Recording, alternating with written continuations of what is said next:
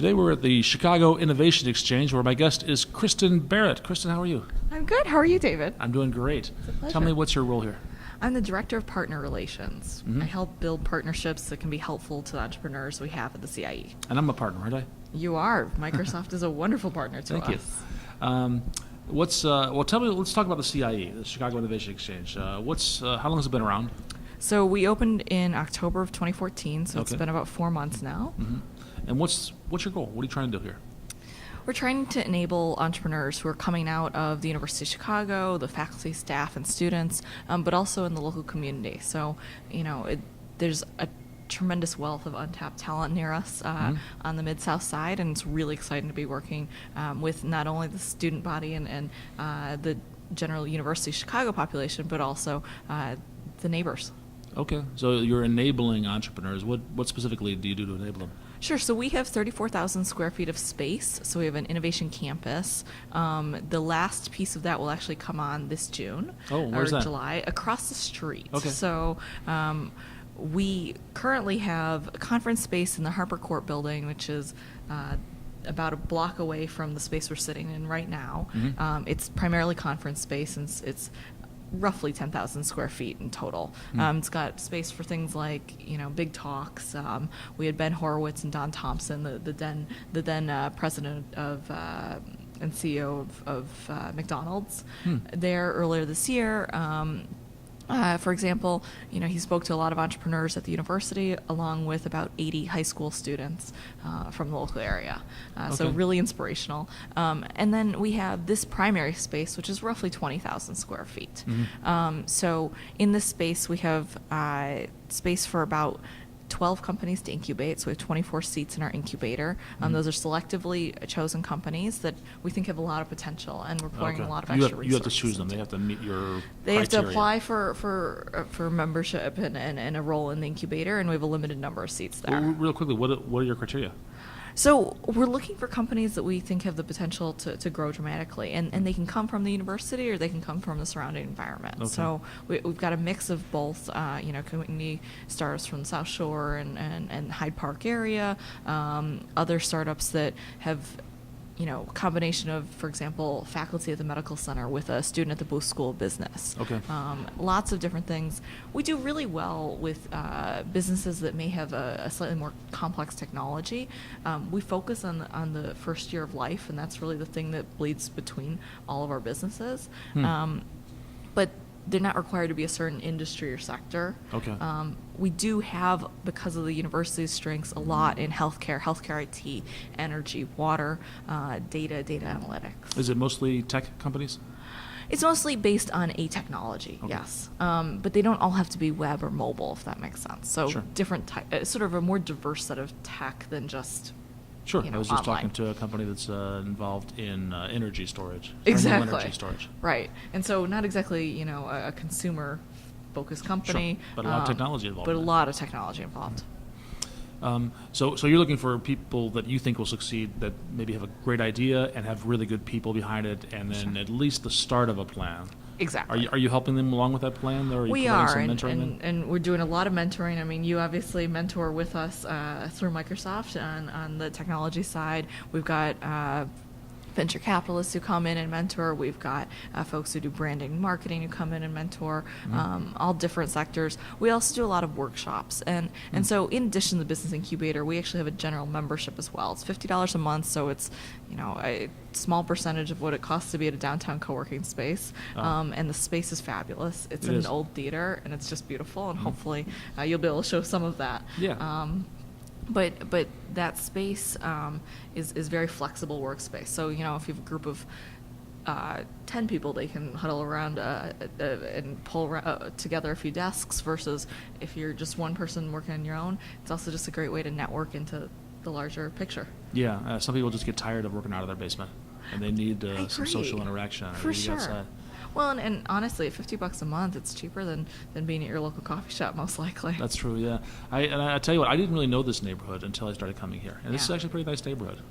Hyde Park's really interesting, and 53rd Street in particular has been really interesting for us. One of the reasons we're located here, and we're about a 15-minute walk from the center of campus, is that we're part of this community revitalization that is going on. And so there's about 25 new retail businesses on 53rd Street. I didn't know that. It's really exciting. The Harper Court Tower, which is a 12-story building at one of the big corners here, just opened a little over a year ago, and that brought 570 employees here. And so I think the exciting thing to me is that you see all these new businesses taking off, and we want to interact with those entrepreneurs. We want to interact with entrepreneurs who have other goals. It's really exciting to see the type of growth and amazing potential around here.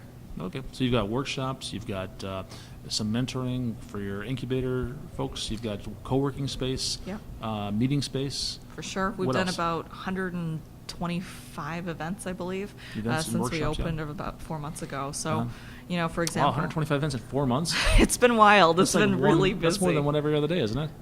Yeah, I'd say so. I mean, we're doing everything from working with World Business Chicago to host U Chicago Local and the CASE program, which are real capacity building programs for entrepreneurs or small business owners who want to sell into anchor institutions like University of Chicago. Okay. They might have more complex procurement processes, and so you might need to be trained up on, okay, what is it that I can do to really make myself attractive? I see.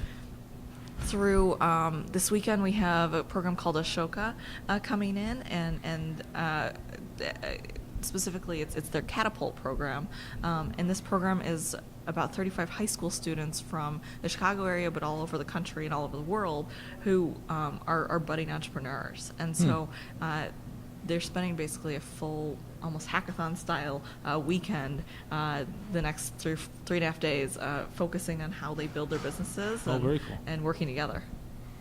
Now, everything you're doing here, it sounds kind of expensive. Who's paying for all this? So, I mean, the University of Chicago has been a tremendous supporter. We have, support from the highest levels of the university, and that really has enabled us to do some spectacular things, and we're just absolutely grateful for that, because I think it's a tremendous effort. I think what that means, though, it's also a collaboration between a lot of different departments in the university. One of the things I like about what University of Chicago is doing, frankly, versus other schools that I've worked with, is that they're bringing all of these efforts together in sort of 3 critical hubs of the university. The Polsky Center for Entrepreneurship is one of our top partners. They're really the amazing teaching arm of entrepreneurship. They have the New Venture Challenge and a number of other contests that have come out, and a really game-changing contest. They've had results like Braintree, which sold to PayPal for $800 million, and Grubhub, which went public last year, which originally started off as student teams in those contests. They have 20-plus faculty members. Entrepreneurship is now the #1 concentration at Chicago Booth, the business school. Oh, people are basically majoring in entrepreneurships. Exactly, and so Very cool. you have that amazing teaching arm that enables so many students, and then we also work closely with U Chicago Tech, which is the tech commercialization office of the university, and they also make a tremendous impact. They've had some really fantastic success in both licensing, but also spinning out companies based on things that have been discovered at the University of Chicago. And now, we hopefully complement both those organizations really well between our space and our sort of hands-on Yeah, it sounds like it. content. Are you are you part of the University of Chicago? Or We you are. We're fully part of the University of Okay. Chicago. And then, I mean, to answer your question, it is expensive. I mean, we also, I think, are tremendously lucky to have the alumni base that we do. Okay. So a lot of this is funded through donations from the alumni. For example, we have a $20 million fund that Okay. has been, it's called our Innovation Fund, and that is making investments in startups coming out of the university, and that's all alumni donor enabled. And so this whole thing is not for profit. It's Fully you just- non-for-profit, okay. yeah. And I mean, I There think are other incubators out there that are actually for trying to make money. profit, for sure. And for us, it's a great also partnership with our corporate partners and others who are a piece of the Chicago ecosystem. So you guys are mentoring some of these startups, but you're pretty new. Who's mentoring you? That's a great question. My boss, John Flavin, is a really amazing entrepreneur himself. He's actually taken 2 companies public in the biotech space. So in terms of understanding that first year of life of a business, and particularly business with specific complexities to it, like regulatory hurdles or large capital needs, he's an amazing entrepreneur. And, I'd like to meet him sometime. You know, my undergraduate degree is biochemistry. Really? Yeah. I didn't know that. Well, no, he's It's fantastic. not the kind of thing you brag about. You know kidding. what? I think it's a really amazing skill set. I'm not a technical skill set, but I really appreciate it. And I think Where do you get fantastic. your technical? So you get from your boss brings in some technical skills, and what about the university? Well, I mean, I think the university as a whole is a tremendous mentor to me. I mean, I am really grateful to the Polsky Center myself. I finished my MBA here at University of Chicago in 2012, so I'm a proud alum. All right. It's been a lot of fun to be here. And President of my company is an alum of exactly. an MBA from here. And we're extremely proud of him. You might have noticed. But you know, it's folks like Star Marcello and Ellen Rudnick who run the Polsky Center who have given me so much advice over the years, and the faculty like Scott Meadow and Steve Kaplan who are there, or Craig Wortman, who is one of the most amazing people to teach sales that I know. Just amazing people. You got a great network here. And you mentioned off camera. You mentioned something. The Argo. What is that? So, one of the exciting pieces of what we're doing here is we're really interdisciplinary. I don't know if you know this, but the University of Chicago actually manages Argonne National Lab and Fermi National Lab, as well as... I did not know that until just now.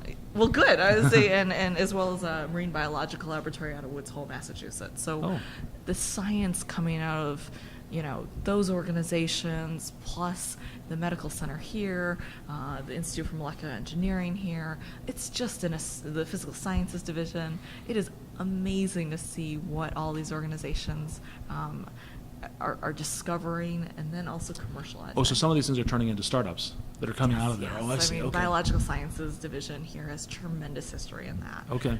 It's so exciting. These are folks who are leading their fields, and University of Chicago's history, Nobel Prizes. I mean, that's the type of leadership that exists here. So from a scientific discovery perspective, it's really exciting to see that also get to the market and get into people's hands and change the world. Kristin, thank you so much. Thanks to him.